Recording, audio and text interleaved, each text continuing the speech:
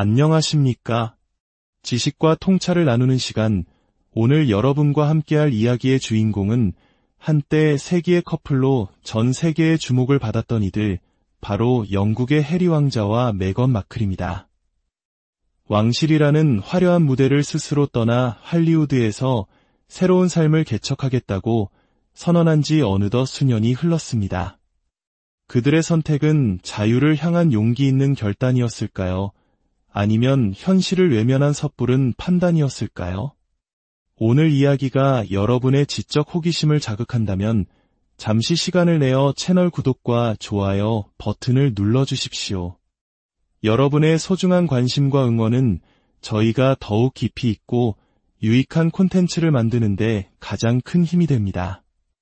여러분의 삶에 늘 평화와 은총이 가득하기를 기원하며 이제 그들의 이야기 속으로 깊이 들어가 보겠습니다.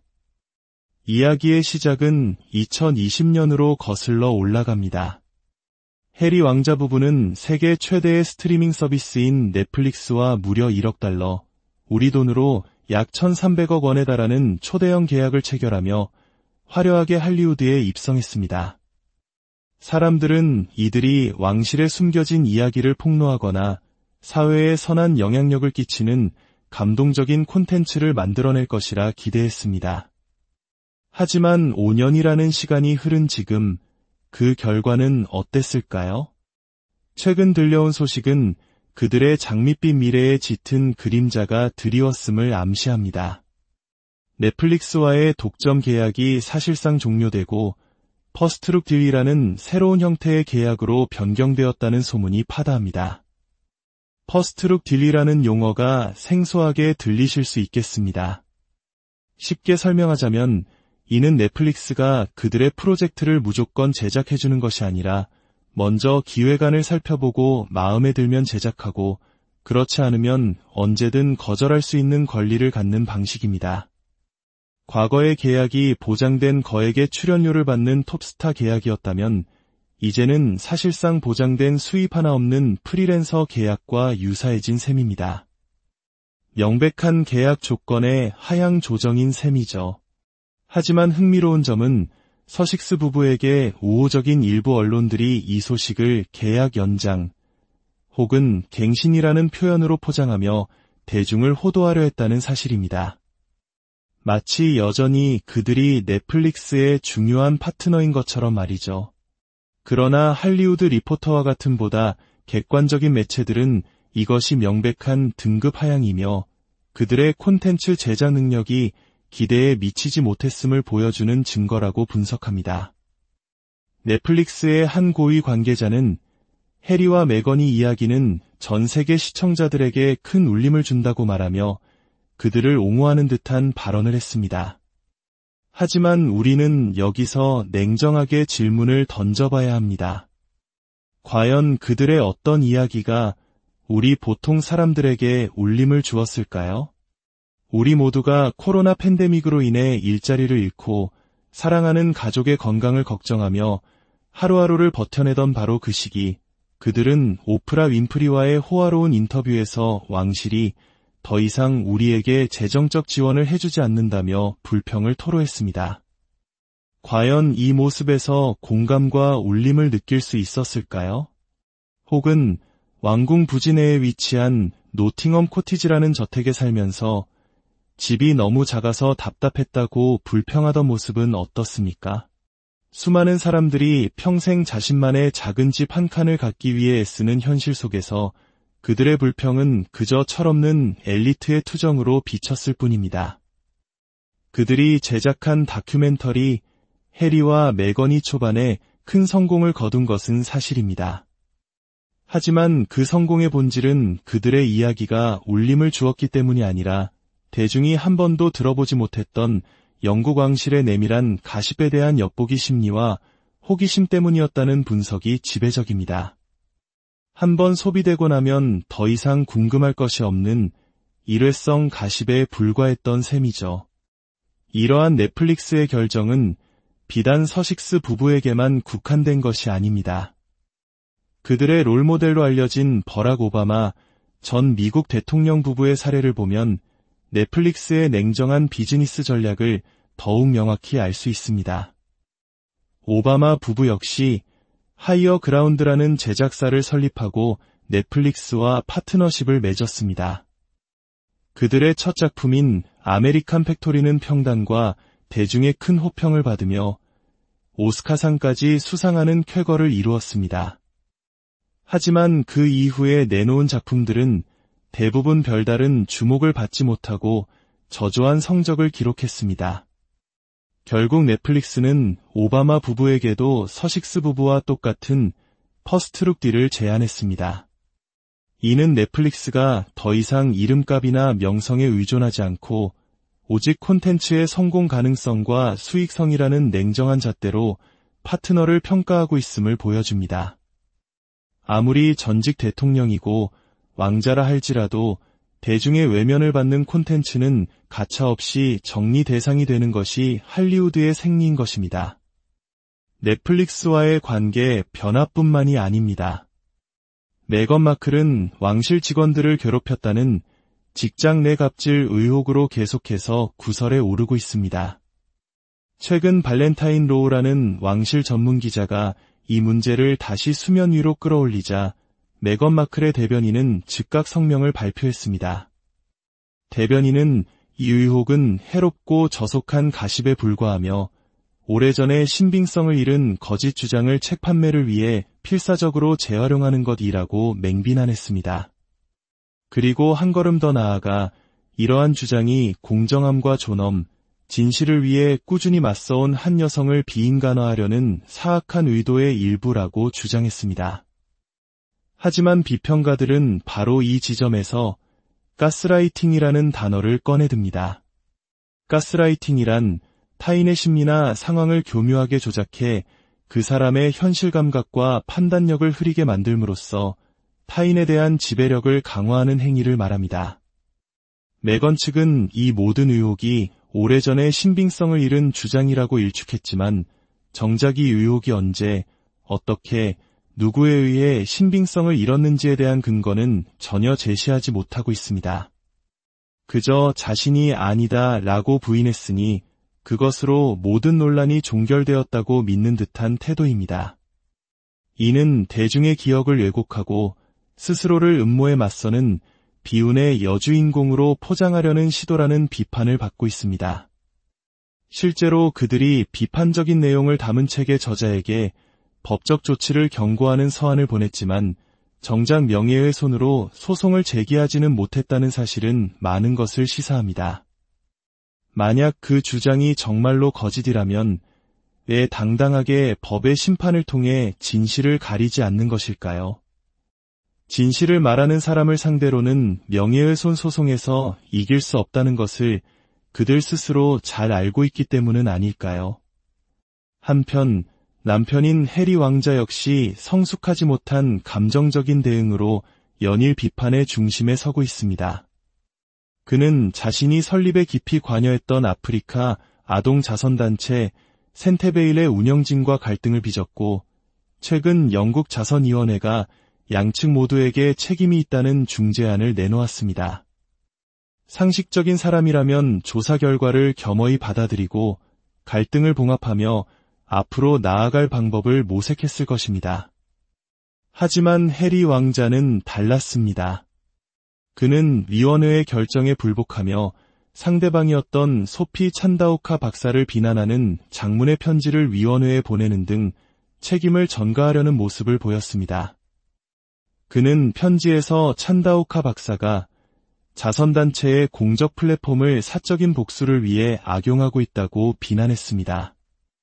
하지만 정작 갈등이 불거졌을 때 익명의 소식통을 동원해 언론에 이것은 적대적 인수합병 시도라며 상대방의 평판을 깎아내리려 했던 것은 바로 해리 왕자 자신이었습니다. 자신이 언론을 이용해 상대방을 비난하는 것은 괜찮지만 상대방이 공식적인 입장을 표명하는 것은 용납할 수 없다는 태도. 이는 한국 사회에서 흔히 말하는 내로남불, 즉 내가 하면 로맨스, 남이 하면 불륜이라는 비판을 피하기 어렵습니다. 거의 40살에 가까운 한 남성이 보여주는 이러한 미성숙한 분노 표출은 대중의 실망감만 키우고 있습니다. 거대한 권력이나 자본을 가진 이들의 자존심 싸움에 결국 가장 큰 피해를 보는 것은 언제나 힘없고 평범한 사람들입니다. 국가 간의 무역 분쟁에서부터 기업의 경영권 다툼에 이르기까지 이는 역사가 증명하는 변치 않는 사실입니다. 해리 왕자와 자선단체 운영진의 갈등 속에서 정작 가장 큰 상처를 입는 것은 그들의 도움이 절실했던 아프리카의 아이들일 것입니다. 결국 해리 왕자와 메건 마클의 이야기는 우리에게 무엇을 말해주고 있는 것일까요? 왕실이라는 거대한 후광과 시스템을 벗어던진 채 오직 자신들의 이름과 이야기만으로 대중의 마음을 얻으려 했던 그들의 야심찬 시도는 왜 이토록 씁쓸한 뒷맛을 남기고 있는 것일까요? 그것은 아마도 그들이 대중에게서 얻고 싶어 했던 공감의 진정한 의미를 이해하지 못했기 때문일지도 모릅니다. 진정한 공감은 화려한 배경이나 지위에서 나오는 것이 아니라 평범한 사람들의 삶의 고뇌를 이해하고 그들의 눈높이에서 함께 아파하고 기뻐할 때 비로소 싹트는 것이기 때문입니다. 왕자의 삶과 할리우드 스타의 삶에 갇혀버린 그들이 과연 이 냉혹한 현실의 벽을 넘어 대중과 진심으로 소통하는 날이 올 수 있을까요? 여러분의 생각은 어떠신지 궁금합니다. 오늘 이야기는 여기까지입니다. 시청해주셔서 진심으로 감사합니다. 안녕하십니까? 지식과 통찰을 나누는 시간, 오늘 여러분과 함께할 이야기의 주인공은 한때 세기의 커플로 전 세계의 주목을 받았던 이들, 바로 영국의 해리 왕자와 메건 마클입니다. 왕실이라는 화려한 무대를 스스로 떠나 할리우드에서 새로운 삶을 개척하겠다고 선언한 지 어느덧 수년이 흘렀습니다. 그들의 선택은 자유를 향한 용기 있는 결단이었을까요? 아니면 현실을 외면한 섣부른 판단이었을까요? 오늘 이야기가 여러분의 지적 호기심을 자극한다면 잠시 시간을 내어 채널 구독과 좋아요 버튼을 눌러주십시오. 여러분의 소중한 관심과 응원은 저희가 더욱 깊이 있고 유익한 콘텐츠를 만드는데 가장 큰 힘이 됩니다. 여러분의 삶에 늘 평화와 은총이 가득하기를 기원하며 이제 그들의 이야기 속으로 깊이 들어가 보겠습니다. 이야기의 시작은 2020년으로 거슬러 올라갑니다.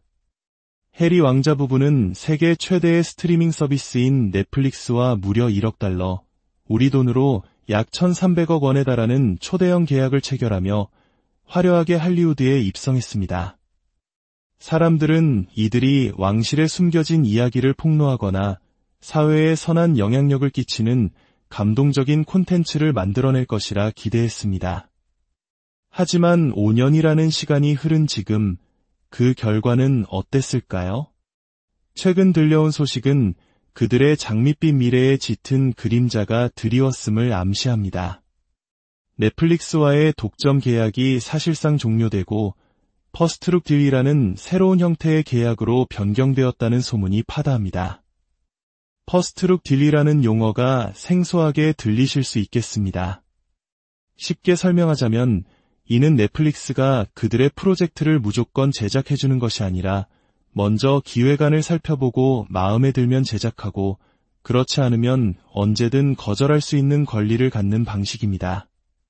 과거의 계약이 보장된 거액의 출연료를 받는 톱스타 계약이었다면 이제는 사실상 보장된 수입 하나 없는 프리랜서 계약과 유사해진 셈입니다.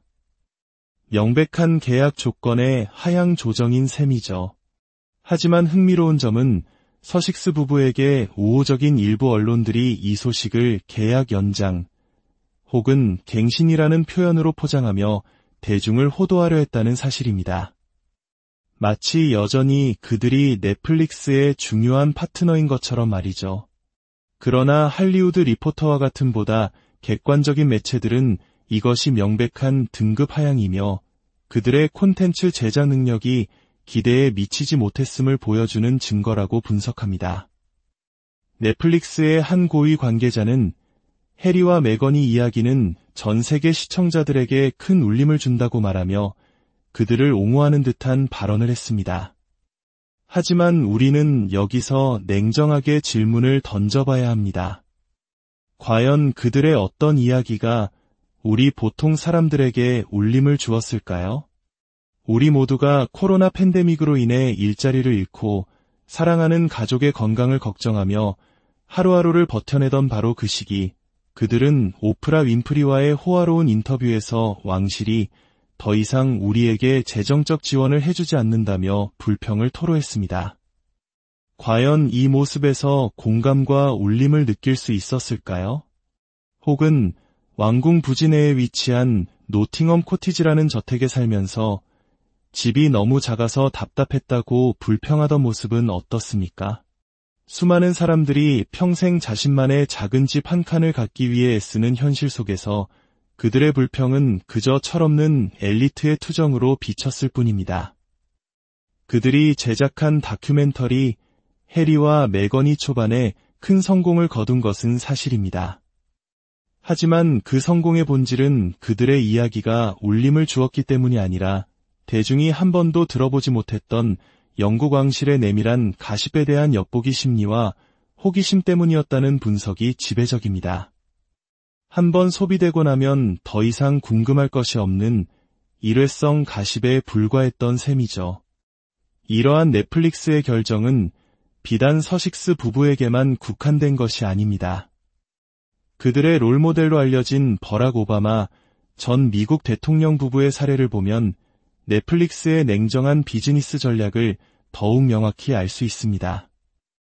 오바마 부부 역시 하이어 그라운드라는 제작사를 설립하고 넷플릭스와 파트너십을 맺었습니다. 그들의 첫 작품인 아메리칸 팩토리는 평단과 대중의 큰 호평을 받으며 오스카상까지 수상하는 쾌거를 이루었습니다. 하지만 그 이후에 내놓은 작품들은 대부분 별다른 주목을 받지 못하고 저조한 성적을 기록했습니다. 결국 넷플릭스는 오바마 부부에게도 서식스 부부와 똑같은 퍼스트룩 딜을 제안했습니다. 이는 넷플릭스가 더 이상 이름값이나 명성에 의존하지 않고 오직 콘텐츠의 성공 가능성과 수익성이라는 냉정한 잣대로 파트너를 평가하고 있음을 보여줍니다.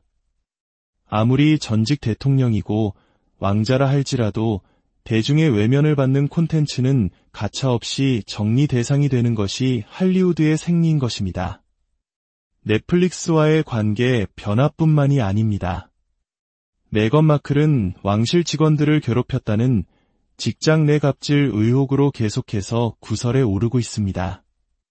최근 발렌타인 로우라는 왕실 전문 기자가 이 문제를 다시 수면 위로 끌어올리자 메건 마클의 대변인은 즉각 성명을 발표했습니다. 대변인은 이 의혹은 해롭고 저속한 가십에 불과하며 오래전에 신빙성을 잃은 거짓 주장을 책 판매를 위해 필사적으로 재활용하는 것이라고 맹비난했습니다.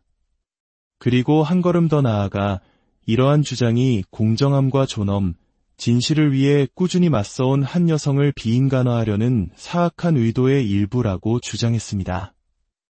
하지만 비평가들은 바로 이 지점에서 가스라이팅이라는 단어를 꺼내듭니다. 가스라이팅이란 타인의 심리나 상황을 교묘하게 조작해 그 사람의 현실 감각과 판단력을 흐리게 만들므로써 타인에 대한 지배력을 강화하는 행위를 말합니다. 메건 측은 이 모든 의혹이 오래전에 신빙성을 잃은 주장이라고 일축했지만 정작 이 의혹이 언제, 어떻게, 누구에 의해 신빙성을 잃었는지에 대한 근거는 전혀 제시하지 못하고 있습니다. 그저 자신이 아니다 라고 부인했으니 그것으로 모든 논란이 종결되었다고 믿는 듯한 태도입니다. 이는 대중의 기억을 왜곡하고 스스로를 음모에 맞서는 비운의 여주인공으로 포장하려는 시도라는 비판을 받고 있습니다. 실제로 그들이 비판적인 내용을 담은 책의 저자에게 법적 조치를 경고하는 서한을 보냈지만 정작 명예훼손으로 소송을 제기하지는 못했다는 사실은 많은 것을 시사합니다. 만약 그 주장이 정말로 거짓이라면 왜 당당하게 법의 심판을 통해 진실을 가리지 않는 것일까요? 진실을 말하는 사람을 상대로는 명예훼손 소송에서 이길 수 없다는 것을 그들 스스로 잘 알고 있기 때문은 아닐까요? 한편 남편인 해리 왕자 역시 성숙하지 못한 감정적인 대응으로 연일 비판의 중심에 서고 있습니다. 그는 자신이 설립에 깊이 관여했던 아프리카 아동 자선단체 센테베일의 운영진과 갈등을 빚었고, 최근 영국 자선위원회가 양측 모두에게 책임이 있다는 중재안을 내놓았습니다. 상식적인 사람이라면 조사 결과를 겸허히 받아들이고 갈등을 봉합하며 앞으로 나아갈 방법을 모색했을 것입니다. 하지만 해리 왕자는 달랐습니다. 그는 위원회의 결정에 불복하며 상대방이었던 소피 찬다오카 박사를 비난하는 장문의 편지를 위원회에 보내는 등 책임을 전가하려는 모습을 보였습니다.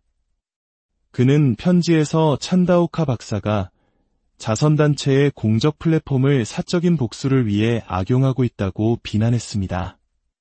하지만 정작 갈등이 불거졌을 때 익명의 소식통을 동원해 언론에 이것은 적대적 인수합병 시도라며 상대방의 평판을 깎아내리려 했던 것은 바로 해리 왕자 자신이었습니다.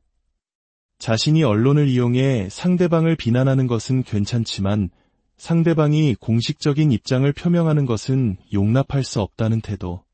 이는 한국 사회에서 흔히 말하는 내로남불, 즉 내가 하면 로맨스, 남이 하면 불륜이라는 비판을 피하기 어렵습니다. 거의 40살에 가까운 한 남성이 보여주는 이러한 미성숙한 분노 표출은 대중의 실망감만 키우고 있습니다. 거대한 권력이나 자본을 가진 이들의 자존심 싸움에 결국 가장 큰 피해를 보는 것은 언제나 힘없고 평범한 사람들입니다. 국가 간의 무역 분쟁에서부터 기업의 경영권 다툼에 이르기까지 이는 역사가 증명하는 변치 않는 사실입니다. 해리 왕자와 자선단체 운영진의 갈등 속에서 정작 가장 큰 상처를 입는 것은 그들의 도움이 절실했던 아프리카의 아이들일 것입니다. 결국 해리 왕자와 메건 마클의 이야기는 우리에게 무엇을 말해주고 있는 것일까요? 왕실이라는 거대한 후광과 시스템을 벗어던진 채 오직 자신들의 이름과 이야기만으로 대중의 마음을 얻으려 했던 그들의 야심찬 시도는 왜 이토록 씁쓸한 뒷맛을 남기고 있는 것일까요? 그것은 아마도 그들이 대중에게서 얻고 싶어 했던 공감의 진정한 의미를 이해하지 못했기 때문일지도 모릅니다. 진정한 공감은 화려한 배경이나 지위에서 나오는 것이 아니라 평범한 사람들의 삶의 고뇌를 이해하고 그들의 눈높이에서 함께 아파하고 기뻐할 때 비로소 싹트는 것이기 때문입니다. 왕자의 삶과 할리우드 스타의 삶에 갇혀버린 그들이 과연 이 냉혹한 현실의 벽을 넘어 대중과 진심으로 소통하는 날이 올 수 있을까요? 여러분의 생각은 어떠신지 궁금합니다. 오늘 이야기는 여기까지입니다. 시청해주셔서 진심으로 감사합니다. 안녕하십니까? 지식과 통찰을 나누는 시간, 오늘 여러분과 함께할 이야기의 주인공은 한때 세기의 커플로 전 세계의 주목을 받았던 이들, 바로 영국의 해리 왕자와 메건 마클입니다. 왕실이라는 화려한 무대를 스스로 떠나 할리우드에서 새로운 삶을 개척하겠다고 선언한 지 어느덧 수년이 흘렀습니다. 그들의 선택은 자유를 향한 용기 있는 결단이었을까요? 아니면 현실을 외면한 섣부른 판단이었을까요? 오늘 이야기가 여러분의 지적 호기심을 자극한다면 잠시 시간을 내어 채널 구독과 좋아요 버튼을 눌러주십시오. 여러분의 소중한 관심과 응원은 저희가 더욱 깊이 있고 유익한 콘텐츠를 만드는데 가장 큰 힘이 됩니다. 여러분의 삶에 늘 평화와 은총이 가득하기를 기원하며 이제 그들의 이야기 속으로 깊이 들어가 보겠습니다. 이야기의 시작은 2020년으로 거슬러 올라갑니다. 해리 왕자 부부는 세계 최대의 스트리밍 서비스인 넷플릭스와 무려 1억 달러, 우리 돈으로 약 1,300억 원에 달하는 초대형 계약을 체결하며 화려하게 할리우드에 입성했습니다. 사람들은 이들이 왕실의 숨겨진 이야기를 폭로하거나 사회에 선한 영향력을 끼치는 감동적인 콘텐츠를 만들어낼 것이라 기대했습니다. 하지만 5년이라는 시간이 흐른 지금 그 결과는 어땠을까요? 최근 들려온 소식은 그들의 장밋빛 미래에 짙은 그림자가 드리웠음을 암시합니다. 넷플릭스와의 독점 계약이 사실상 종료되고 퍼스트룩 딜이라는 새로운 형태의 계약으로 변경되었다는 소문이 파다합니다. 퍼스트룩 딜이라는 용어가 생소하게 들리실 수 있겠습니다. 쉽게 설명하자면 이는 넷플릭스가 그들의 프로젝트를 무조건 제작해주는 것이 아니라 먼저 기획안을 살펴보고 마음에 들면 제작하고 그렇지 않으면 언제든 거절할 수 있는 권리를 갖는 방식입니다. 과거의 계약이 보장된 거액의 출연료를 받는 톱스타 계약이었다면 이제는 사실상 보장된 수입 하나 없는 프리랜서 계약과 유사해진 셈입니다. 명백한 계약 조건의 하향 조정인 셈이죠. 하지만 흥미로운 점은 서식스 부부에게 우호적인 일부 언론들이 이 소식을 계약 연장 혹은 갱신이라는 표현으로 포장하며 대중을 호도하려 했다는 사실입니다. 마치 여전히 그들이 넷플릭스의 중요한 파트너인 것처럼 말이죠. 그러나 할리우드 리포터와 같은 보다 객관적인 매체들은 이것이 명백한 등급 하향이며 그들의 콘텐츠 제작 능력이 기대에 미치지 못했음을 보여주는 증거라고 분석합니다. 넷플릭스의 한 고위 관계자는 해리와 메건의 이야기는 전 세계 시청자들에게 큰 울림을 준다고 말하며 그들을 옹호하는 듯한 발언을 했습니다. 하지만 우리는 여기서 냉정하게 질문을 던져봐야 합니다. 과연 그들의 어떤 이야기가 우리 보통 사람들에게 울림을 주었을까요? 우리 모두가 코로나 팬데믹으로 인해 일자리를 잃고 사랑하는 가족의 건강을 걱정하며 하루하루를 버텨내던 바로 그 시기, 그들은 오프라 윈프리와의 호화로운 인터뷰에서 왕실이 더 이상 우리에게 재정적 지원을 해주지 않는다며 불평을 토로했습니다. 과연 이 모습에서 공감과 울림을 느낄 수 있었을까요? 혹은 왕궁 부지 내에 위치한 노팅엄 코티지라는 저택에 살면서 집이 너무 작아서 답답했다고 불평하던 모습은 어떻습니까? 수많은 사람들이 평생 자신만의 작은 집 한 칸을 갖기 위해 애쓰는 현실 속에서 그들의 불평은 그저 철없는 엘리트의 투정으로 비쳤을 뿐입니다. 그들이 제작한 다큐멘터리 해리와 메건이 초반에 큰 성공을 거둔 것은 사실입니다. 하지만 그 성공의 본질은 그들의 이야기가 울림을 주었기 때문이 아니라 대중이 한 번도 들어보지 못했던 영국 왕실의 내밀한 가십에 대한 엿보기 심리와 호기심 때문이었다는 분석이 지배적입니다. 한번 소비되고 나면 더 이상 궁금할 것이 없는 일회성 가십에 불과했던 셈이죠. 이러한 넷플릭스의 결정은 비단 서식스 부부에게만 국한된 것이 아닙니다.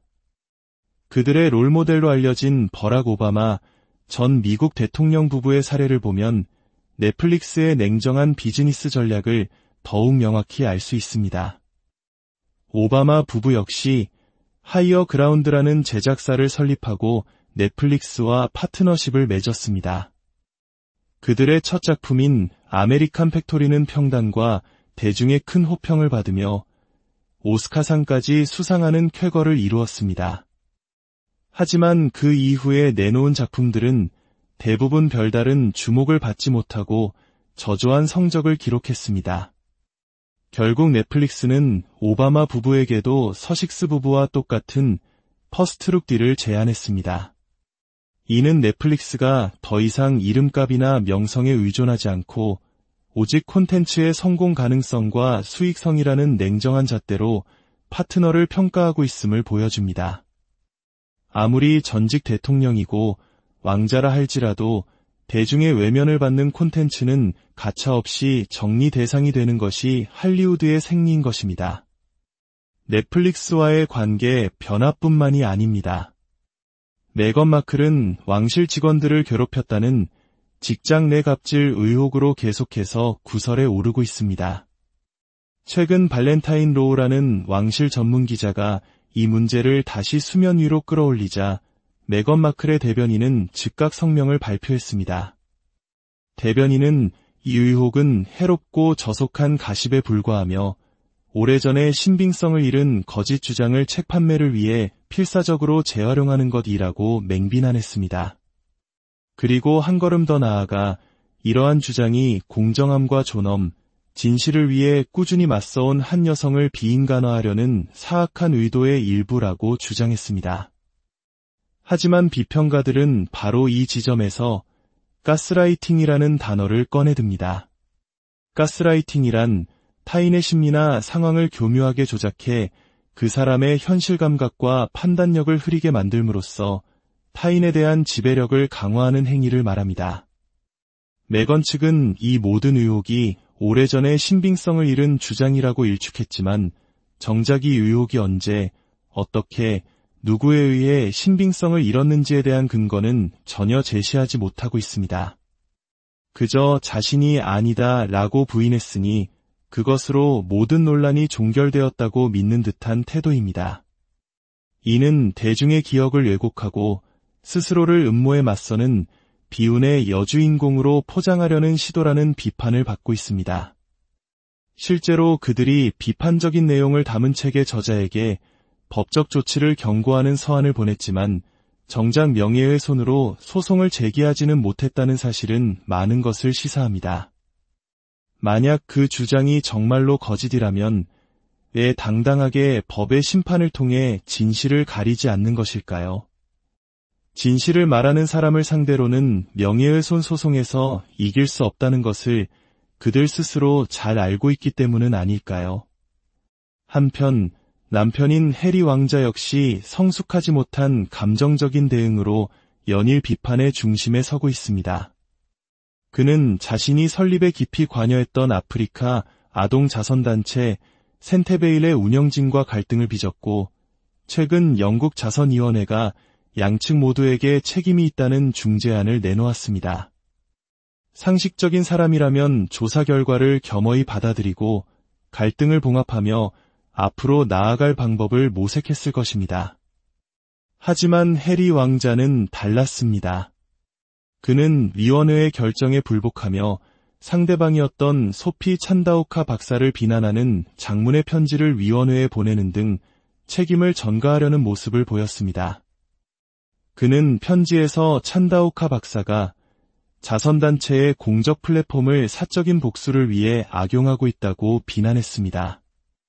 하지만 정작 갈등이 불거졌을 때 익명의 소식통을 동원해 언론에 이것은 적대적 인수합병 시도라며 상대방의 평판을 깎아내리려 했던 것은 바로 해리 왕자 자신이었습니다. 자신이 언론을 이용해 상대방을 비난하는 것은 괜찮지만 상대방이 공식적인 입장을 표명하는 것은 용납할 수 없다는 태도. 이는 한국 사회에서 흔히 말하는 내로남불, 즉 내가 하면 로맨스, 남이 하면 불륜이라는 비판을 피하기 어렵습니다. 거의 40살에 가까운 한 남성이 보여주는 이러한 미성숙한 분노 표출은 대중의 실망감만 키우고 있습니다. 거대한 권력이나 자본을 가진 이들의 자존심 싸움에 결국 가장 큰 피해를 보는 것은 언제나 힘없고 평범한 사람들입니다. 국가 간의 무역 분쟁에서부터 기업의 경영권 다툼에 이르기까지 이는 역사가 증명하는 변치 않는 사실입니다. 해리 왕자와 자선단체 운영진의 갈등 속에서 정작 가장 큰 상처를 입는 것은 그들의 도움이 절실했던 아프리카의 아이들일 것입니다. 결국 해리 왕자와 메건 마클의 이야기는 우리에게 무엇을 말해주고 있는 것일까요? 왕실이라는 거대한 후광과 시스템을 벗어던진 채 오직 자신들의 이름과 이야기만으로 대중의 마음을 얻으려 했던 그들의 야심찬 시도는 왜 이토록 씁쓸한 뒷맛을 남기고 있는 것일까요? 그것은 아마도 그들이 대중에게서 얻고 싶어 했던 공감의 진정한 의미를 이해하지 못했기 때문일지도 모릅니다. 진정한 공감은 화려한 배경이나 지위에서 나오는 것이 아니라 평범한 사람들의 삶의 고뇌를 이해하고 그들의 눈높이에서 함께 아파하고 기뻐할 때 비로소 싹트는 것이기 때문입니다. 왕자의 삶과 할리우드 스타의 삶에 갇혀버린 그들이 과연 이 냉혹한 현실의 벽을 넘어 대중과 진심으로 소통하는 날이 올 수 있을까요? 여러분의 생각은 어떠신지 궁금합니다. 오늘 이야기는 여기까지입니다. 시청해주셔서 진심으로 감사합니다. 안녕하십니까? 지식과 통찰을 나누는 시간, 오늘 여러분과 함께할 이야기의 주인공은 한때 세기의 커플로 전 세계의 주목을 받았던 이들, 바로 영국의 해리 왕자와 메건 마클입니다. 왕실이라는 화려한 무대를 스스로 떠나 할리우드에서 새로운 삶을 개척하겠다고 선언한 지 어느덧 수년이 흘렀습니다. 그들의 선택은 자유를 향한 용기 있는 결단이었을까요? 아니면 현실을 외면한 섣부른 판단이었을까요? 오늘 이야기가 여러분의 지적 호기심을 자극한다면 잠시 시간을 내어 채널 구독과 좋아요 버튼을 눌러주십시오. 여러분의 소중한 관심과 응원은 저희가 더욱 깊이 있고 유익한 콘텐츠를 만드는데 가장 큰 힘이 됩니다.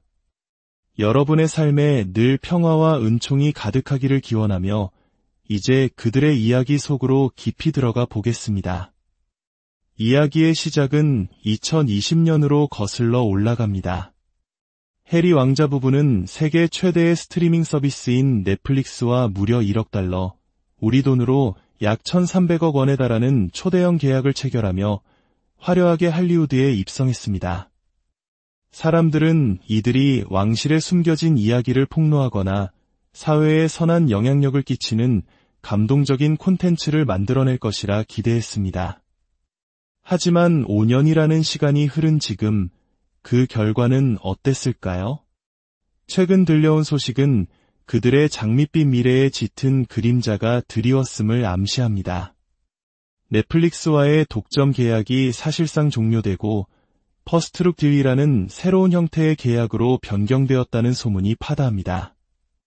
퍼스트룩 딜이라는 용어가 생소하게 들리실 수 있겠습니다.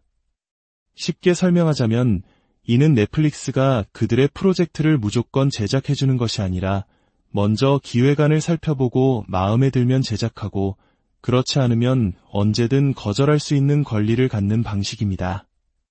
과거의 계약이 보장된 거액의 출연료를 받는 톱스타 계약이었다면 이제는 사실상 보장된 수입 하나 없는 프리랜서 계약과 유사해진 셈입니다. 명백한 계약 조건의 하향 조정인 셈이죠. 하지만 흥미로운 점은 서식스 부부에게 우호적인 일부 언론들이 이 소식을 계약 연장 혹은 갱신이라는 표현으로 포장하며 대중을 호도하려 했다는 사실입니다. 마치 여전히 그들이 넷플릭스의 중요한 파트너인 것처럼 말이죠. 그러나 할리우드 리포터와 같은 보다 객관적인 매체들은 이것이 명백한 등급 하향이며 그들의 콘텐츠 제작 능력이 기대에 미치지 못했음을 보여주는 증거라고 분석합니다. 넷플릭스의 한 고위 관계자는 해리와 메건의 이야기는 전 세계 시청자들에게 큰 울림을 준다고 말하며 그들을 옹호하는 듯한 발언을 했습니다. 하지만 우리는 여기서 냉정하게 질문을 던져봐야 합니다. 과연 그들의 어떤 이야기가 우리 보통 사람들에게 울림을 주었을까요? 우리 모두가 코로나 팬데믹으로 인해 일자리를 잃고 사랑하는 가족의 건강을 걱정하며 하루하루를 버텨내던 바로 그 시기, 그들은 오프라 윈프리와의 호화로운 인터뷰에서 왕실이 더 이상 우리에게 재정적 지원을 해주지 않는다며 불평을 토로했습니다. 과연 이 모습에서 공감과 울림을 느낄 수 있었을까요? 혹은 왕궁 부지 내에 위치한 노팅엄 코티지라는 저택에 살면서 집이 너무 작아서 답답했다고 불평하던 모습은 어떻습니까? 수많은 사람들이 평생 자신만의 작은 집 한 칸을 갖기 위해 애쓰는 현실 속에서 그들의 불평은 그저 철없는 엘리트의 투정으로 비쳤을 뿐입니다. 그들이 제작한 다큐멘터리 해리와 메건이 초반에 큰 성공을 거둔 것은 사실입니다. 하지만 그 성공의 본질은 그들의 이야기가 울림을 주었기 때문이 아니라 대중이 한 번도 들어보지 못했던 영국 왕실의 내밀한 가십에 대한 엿보기 심리와 호기심 때문이었다는 분석이 지배적입니다. 한번 소비되고 나면 더 이상 궁금할 것이 없는 일회성 가십에 불과했던 셈이죠. 이러한 넷플릭스의 결정은 비단 서식스 부부에게만 국한된 것이 아닙니다.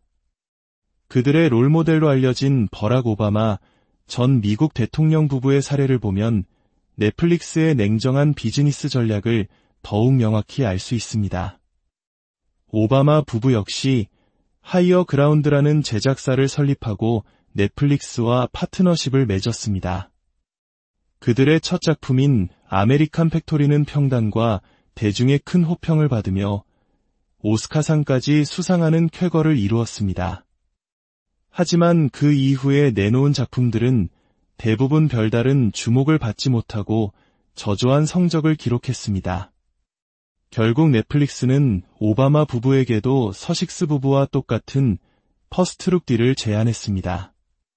이는 넷플릭스가 더 이상 이름값이나 명성에 의존하지 않고 오직 콘텐츠의 성공 가능성과 수익성이라는 냉정한 잣대로 파트너를 평가하고 있음을 보여줍니다. 아무리 전직 대통령이고 왕자라 할지라도 대중의 외면을 받는 콘텐츠는 가차없이 정리 대상이 되는 것이 할리우드의 생리인 것입니다. 넷플릭스와의 관계 변화뿐만이 아닙니다. 메건 마클은 왕실 직원들을 괴롭혔다는 직장 내 갑질 의혹으로 계속해서 구설에 오르고 있습니다. 최근 발렌타인 로우라는 왕실 전문 기자가 이 문제를 다시 수면 위로 끌어올리자 메건 마클의 대변인은 즉각 성명을 발표했습니다. 대변인은 이 의혹은 해롭고 저속한 가십에 불과하며 오래전에 신빙성을 잃은 거짓 주장을 책 판매를 위해 필사적으로 재활용하는 것이라고 맹비난했습니다. 그리고 한 걸음 더 나아가 이러한 주장이 공정함과 존엄, 진실을 위해 꾸준히 맞서온 한 여성을 비인간화하려는 사악한 의도의 일부라고 주장했습니다. 하지만 비평가들은 바로 이 지점에서 가스라이팅이라는 단어를 꺼내듭니다. 가스라이팅이란 타인의 심리나 상황을 교묘하게 조작해 그 사람의 현실 감각과 판단력을 흐리게 만들므로써 타인에 대한 지배력을 강화하는 행위를 말합니다. 메건 측은 이 모든 의혹이 오래전에 신빙성을 잃은 주장이라고 일축했지만 정작 이 의혹이 언제, 어떻게, 누구에 의해 신빙성을 잃었는지에 대한 근거는 전혀 제시하지 못하고 있습니다. 그저 자신이 아니다 라고 부인했으니 그것으로 모든 논란이 종결되었다고 믿는 듯한 태도입니다. 이는 대중의 기억을 왜곡하고 스스로를 음모에 맞서는 비운의 여주인공으로 포장하려는 시도라는 비판을 받고 있습니다. 실제로 그들이 비판적인 내용을 담은 책의 저자에게 법적 조치를 경고하는 서한을 보냈지만 정작 명예훼손으로 소송을 제기하지는 못했다는 사실은 많은 것을 시사합니다. 만약 그 주장이 정말로 거짓이라면 왜 당당하게 법의 심판을 통해 진실을 가리지 않는 것일까요? 진실을 말하는 사람을 상대로는 명예훼손 소송에서 이길 수 없다는 것을 그들 스스로 잘 알고 있기 때문은 아닐까요? 한편 남편인 해리 왕자 역시 성숙하지 못한 감정적인 대응으로 연일 비판의 중심에 서고 있습니다. 그는 자신이 설립에 깊이 관여했던 아프리카 아동 자선단체 센테베일의 운영진과 갈등을 빚었고 최근 영국 자선위원회가 양측 모두에게 책임이 있다는 중재안을 내놓았습니다. 상식적인 사람이라면 조사 결과를 겸허히 받아들이고 갈등을 봉합하며 앞으로 나아갈 방법을 모색했을 것입니다. 하지만 해리 왕자는 달랐습니다. 그는 위원회의 결정에 불복하며 상대방이었던 소피 찬다오카 박사를 비난하는 장문의 편지를 위원회에 보내는 등 책임을 전가하려는 모습을 보였습니다. 그는 편지에서 찬다오카 박사가 자선단체의 공적 플랫폼을 사적인 복수를 위해 악용하고 있다고 비난했습니다. 하지만 정작 갈등이 불거졌을 때 익명의 소식통을 동원해 언론에 이것은 적대적 인수합병 시도라며 상대방의 평판을 깎아내리려 했던 것은 바로 해리 왕자 자신이었습니다. 자신이 언론을 이용해 상대방을 비난하는 것은 괜찮지만 상대방이 공식적인 입장을 표명하는 것은 용납할 수 없다는 태도. 이는 한국 사회에서 흔히 말하는 내로남불, 즉 내가 하면 로맨스, 남이 하면 불륜이라는 비판을 피하기 어렵습니다. 거의 40살에 가까운 한 남성이 보여주는 이러한 미성숙한 분노 표출은 대중의 실망감만 키우고 있습니다. 거대한 권력이나 자본을 가진 이들의 자존심 싸움에 결국 가장 큰 피해를 보는 것은 언제나 힘없고 평범한 사람들입니다. 국가 간의 무역 분쟁에서부터 기업의 경영권 다툼에 이르기까지 이는 역사가 증명하는 변치 않는 사실입니다. 해리 왕자와 자선단체 운영진의 갈등 속에서 정작 가장 큰 상처를 입는 것은 그들의 도움이 절실했던 아프리카의 아이들일 것입니다. 결국 해리 왕자와 메건 마클의 이야기는 우리에게 무엇을 말해주고 있는 것일까요? 왕실이라는 거대한 후광과 시스템을 벗어던진 채 오직 자신들의 이름과 이야기만으로 대중의 마음을 얻으려 했던 그들의 야심찬 시도는 왜 이토록 씁쓸한 뒷맛을 남기고 있는 것일까요? 그것은 아마도 그들이 대중에게서 얻고 싶어 했던 공감의 진정한 의미를 이해하지 못했기 때문일지도 모릅니다. 진정한 공감은 화려한 배경이나 지위에서 나오는 것이 아니라 평범한 사람들의 삶의 고뇌를 이해하고 그들의 눈높이에서 함께 아파하고 기뻐할 때 비로소 싹트는 것이기 때문입니다. 왕자의 삶과 할리우드 스타의 삶에 갇혀버린 그들이 과연 이 냉혹한 현실의 벽을 넘어 대중과 진심으로 소통하는 날이 올 수 있을까요? 여러분의 생각은 어떠신지 궁금합니다. 오늘 이야기는 여기까지입니다. 시청해주셔서 진심으로 감사합니다. 안녕하십니까? 지식과 통찰을 나누는 시간, 오늘 여러분과 함께할 이야기의 주인공은 한때 세기의 커플로 전 세계의 주목을 받았던 이들, 바로 영국의 해리 왕자와 메건 마클입니다. 왕실이라는 화려한 무대를 스스로 떠나 할리우드에서 새로운 삶을 개척하겠다고 선언한 지 어느덧 수년이 흘렀습니다. 그들의 선택은 자유를 향한 용기 있는 결단이었을까요? 아니면 현실을 외면한 섣부른 판단이었을까요? 오늘 이야기가 여러분의 지적 호기심을 자극한다면 잠시 시간을 내어 채널 구독과 좋아요 버튼을 눌러주십시오. 여러분의 소중한 관심과 응원은 저희가 더욱 깊이 있고 유익한 콘텐츠를 만드는데 가장 큰 힘이 됩니다. 여러분의 삶에 늘 평화와 은총이 가득하기를 기원하며 이제 그들의 이야기 속으로 깊이 들어가 보겠습니다. 이야기의 시작은 2020년으로 거슬러 올라갑니다. 해리 왕자 부부는 세계 최대의 스트리밍 서비스인 넷플릭스와 무려 1억 달러, 우리 돈으로 약 1,300억 원에 달하는 초대형 계약을 체결하며 화려하게 할리우드에 입성했습니다. 사람들은 이들이 왕실에 숨겨진 이야기를 폭로하거나 사회에 선한 영향력을 끼치는 감동적인 콘텐츠를 만들어낼 것이라 기대했습니다. 하지만 5년이라는 시간이 흐른 지금 그 결과는 어땠을까요? 최근 들려온 소식은 그들의 장밋빛 미래에 짙은 그림자가 드리웠음을 암시합니다. 넷플릭스와의 독점 계약이 사실상 종료되고 퍼스트룩 딜이라는 새로운 형태의 계약으로 변경되었다는 소문이 파다합니다. 퍼스트룩 딜이라는 용어가 생소하게 들리실 수 있겠습니다. 쉽게 설명하자면 이는 넷플릭스가 그들의 프로젝트를 무조건 제작해주는 것이 아니라 먼저 기획안을 살펴보고 마음에 들면 제작하고 그렇지 않으면 언제든 거절할 수 있는 권리를 갖는 방식입니다. 과거의 계약이 보장된 거액의 출연료를 받는 톱스타 계약이었다면 이제는 사실상 보장된 수입 하나 없는 프리랜서 계약과 유사해진 셈입니다. 명백한 계약 조건의 하향 조정인 셈이죠. 하지만 흥미로운 점은 서식스 부부에게 우호적인 일부 언론들이 이 소식을 계약 연장 혹은 갱신이라는 표현으로 포장하며 대중을 호도하려 했다는 사실입니다. 마치 여전히 그들이 넷플릭스의 중요한 파트너인 것처럼 말이죠. 그러나 할리우드 리포터와 같은 보다 객관적인 매체들은 이것이 명백한 등급 하향이며 그들의 콘텐츠 제작 능력이 기대에 미치지 못했음을 보여주는 증거라고 분석합니다. 넷플릭스의 한 고위 관계자는 해리와 메건의 이야기는 전 세계 시청자들에게 큰 울림을 준다고 말하며 그들을 옹호하는 듯한 발언을 했습니다.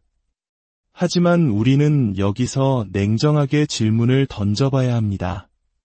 과연 그들의 어떤 이야기가 우리 보통 사람들에게 울림을 주었을까요? 우리 모두가 코로나 팬데믹으로 인해 일자리를 잃고 사랑하는 가족의 건강을 걱정하며 하루하루를 버텨내던 바로 그 시기, 그들은 오프라 윈프리와의 호화로운 인터뷰에서 왕실이 더 이상 우리에게 재정적 지원을 해주지 않는다며 불평을 토로했습니다. 과연 이 모습에서 공감과 울림을 느낄 수 있었을까요? 혹은 왕궁 부지 내에 위치한 노팅엄 코티지라는 저택에 살면서 집이 너무 작아서 답답했다고 불평하던 모습은 어떻습니까?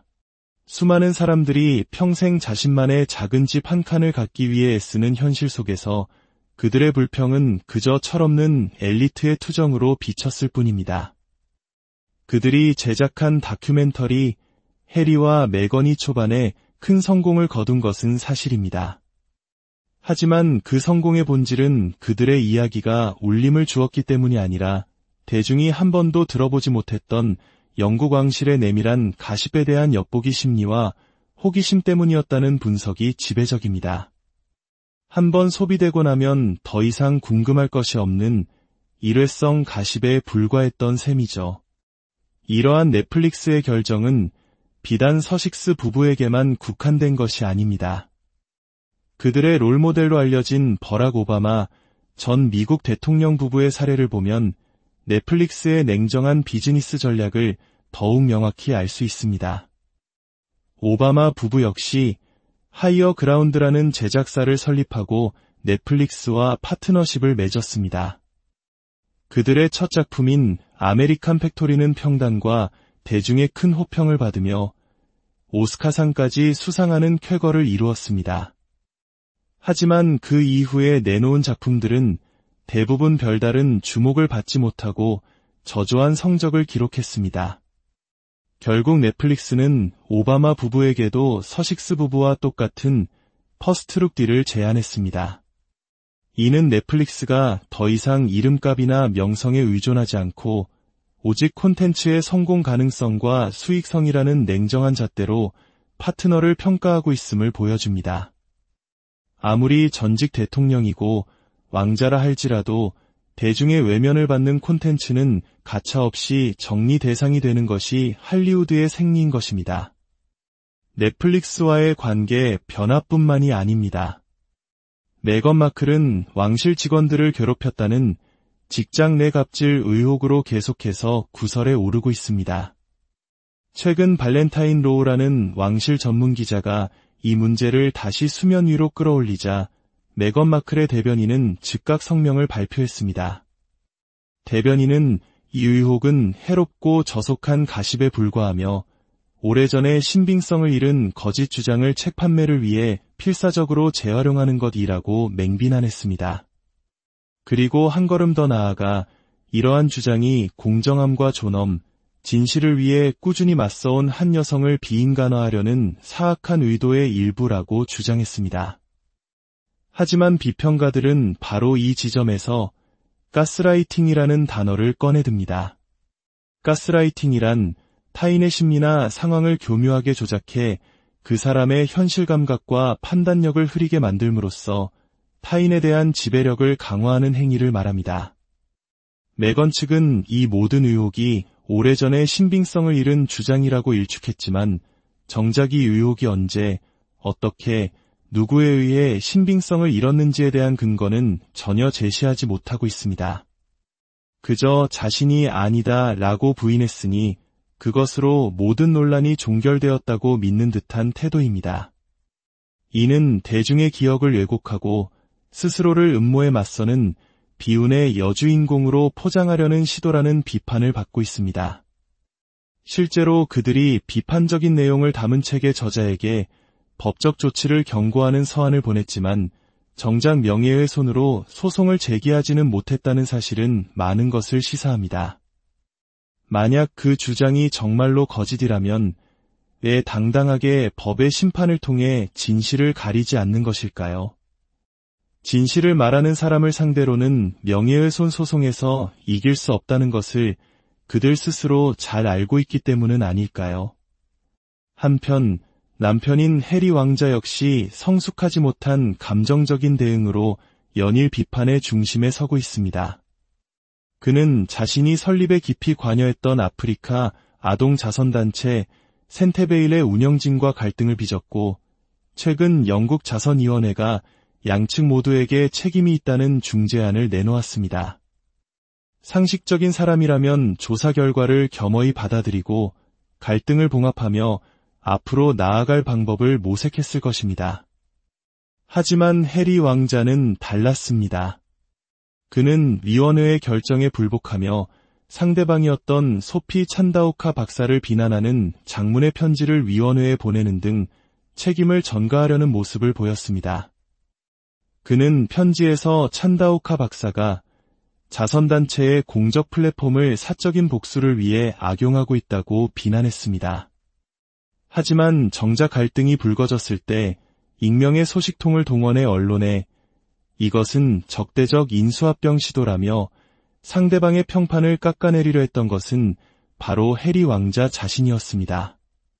자신이 언론을 이용해 상대방을 비난하는 것은 괜찮지만 상대방이 공식적인 입장을 표명하는 것은 용납할 수 없다는 태도. 이는 한국 사회에서 흔히 말하는 내로남불, 즉 내가 하면 로맨스, 남이 하면 불륜이라는 비판을 피하기 어렵습니다. 거의 40살에 가까운 한 남성이 보여주는 이러한 미성숙한 분노 표출은 대중의 실망감만 키우고 있습니다. 거대한 권력이나 자본을 가진 이들의 자존심 싸움에 결국 가장 큰 피해를 보는 것은 언제나 힘없고 평범한 사람들입니다. 국가 간의 무역 분쟁에서부터 기업의 경영권 다툼에 이르기까지 이는 역사가 증명하는 변치 않는 사실입니다. 해리 왕자와 자선단체 운영진의 갈등 속에서 정작 가장 큰 상처를 입는 것은 그들의 도움이 절실했던 아프리카의 아이들일 것입니다.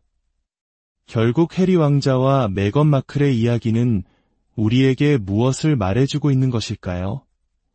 왕실이라는 거대한 후광과 시스템을 벗어던진 채 오직 자신들의 이름과 이야기만으로 대중의 마음을 얻으려 했던 그들의 야심찬 시도는 왜 이토록 씁쓸한 뒷맛을 남기고 있는 것일까요? 그것은 아마도 그들이 대중에게서 얻고 싶어 했던 공감의 진정한 의미를 이해하지 못했기 때문일지도 모릅니다. 진정한 공감은 화려한 배경이나 지위에서 나오는 것이 아니라 평범한 사람들의 삶의 고뇌를 이해하고 그들의 눈높이에서 함께 아파하고 기뻐할 때 비로소 싹트는 것이기 때문입니다. 왕자의 삶과 할리우드 스타의 삶에 갇혀버린 그들이 과연 이 냉혹한 현실의 벽을 넘어 대중과 진심으로 소통하는 날이 올 수 있을까요? 여러분의 생각은 어떠신지 궁금합니다. 오늘 이야기는 여기까지입니다. 시청해주셔서 진심으로 감사합니다. 안녕하십니까? 지식과 통찰을 나누는 시간, 오늘 여러분과 함께할 이야기의 주인공은 한때 세기의 커플로 전 세계의 주목을 받았던 이들, 바로 영국의 해리 왕자와 메건 마클입니다. 왕실이라는 화려한 무대를 스스로 떠나 할리우드에서 새로운 삶을 개척하겠다고 선언한 지 어느덧 수년이 흘렀습니다. 그들의 선택은 자유를 향한 용기 있는 결단이었을까요? 아니면 현실을 외면한 섣부른 판단이었을까요? 오늘 이야기가 여러분의 지적 호기심을 자극한다면 잠시 시간을 내어 채널 구독과 좋아요 버튼을 눌러주십시오. 여러분의 소중한 관심과 응원은 저희가 더욱 깊이 있고 유익한 콘텐츠를 만드는데 가장 큰 힘이 됩니다. 여러분의 삶에 늘 평화와 은총이 가득하기를 기원하며 이제 그들의 이야기 속으로 깊이 들어가 보겠습니다. 이야기의 시작은 2020년으로 거슬러 올라갑니다. 해리 왕자 부부는 세계 최대의 스트리밍 서비스인 넷플릭스와 무려 1억 달러, 우리 돈으로 약 1,300억 원에 달하는 초대형 계약을 체결하며 화려하게 할리우드에 입성했습니다. 사람들은 이들이 왕실에 숨겨진 이야기를 폭로하거나 사회에 선한 영향력을 끼치는 감동적인 콘텐츠를 만들어낼 것이라 기대했습니다. 하지만 5년이라는 시간이 흐른 지금 그 결과는 어땠을까요? 최근 들려온 소식은